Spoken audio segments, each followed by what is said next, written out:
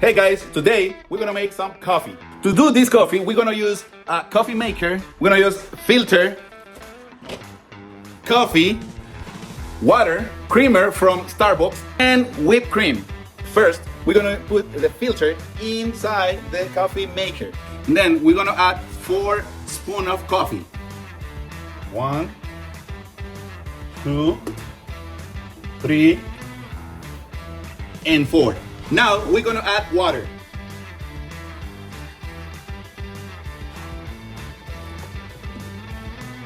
We're gonna start the machine. And then we gotta wait for a few minutes.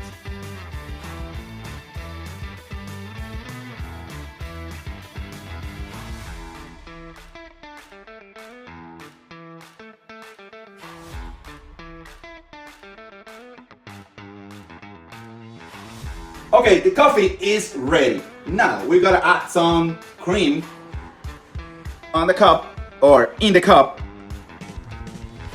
If you use this cream, you don't need sugar.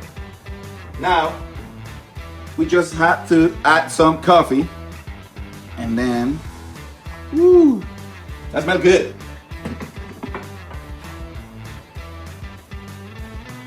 White cream.